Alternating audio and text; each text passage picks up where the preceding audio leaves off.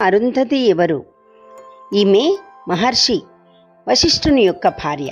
ఆమె భారతీయ సంస్కృతిలో అత్యంత పతివ్రతగా ప్రసిద్ధి పొందింది. ధర్మం, వినయం, నిబద్ధతతో జీవితం ఒక మహిళ జీవనం ఉండాలని ఆదర్శంగా చూపించింది. అందుకే పురాణాల్లో అరుంధతిని ఆదర్శ భార్యగా కూడా భావిస్తారు. ఆకాశంలో అరుంధతి నక్షత్రం ఎక్కడుంది? ఎప్పుడైనా ఆలోచించామా? ఆకాశంలో ఉన్న సప్తర్షి మండలంలో నక్షత్ర సమూహంలో వశిష్ఠ మహర్షిని సూచించే ఒక నక్షత్రం ఉంటుంది.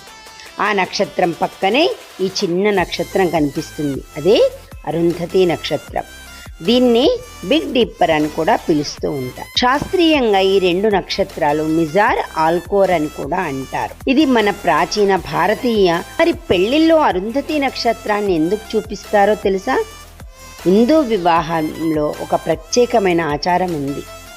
దాని యొక్క అర్థం ఏంటంటే, భార్యాభర్తలు వశిష్ఠుడు అరుంధతిలాగా కలిసి జీవించాలి, ఒకరికొకరు గౌరవించుకోవాలి, ధర్మబద్ధమైన కుటుంబాన్ని నిర్మించుకోవాలి, జీవితంలో ఎన్ని కష్టాలు వచ్చినా కలిసే జీవించాలని దీని యొక్క అర్థం.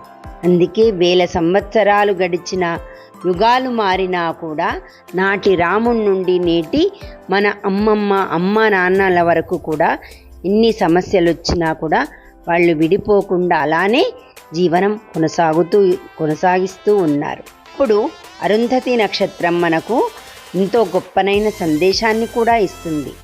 సంబంధం అంటే కేవలం ప్రేమ కాదు, గౌరవం, నమ్మకం, ధర్మం.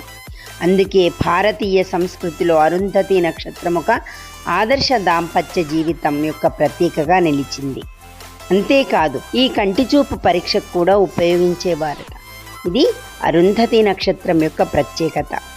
ఈసారి వివాహం జరిగేప్పుడు ఎవరిదైనా వివాహం చూసినా మీరు చేసుకున్న సమయంలో కూడా ఇలాంటి హేళనతో ఉన్న మాటలు మాట్లాడరని కోరుకుంటున్నాను. ధన్యవాదాలు.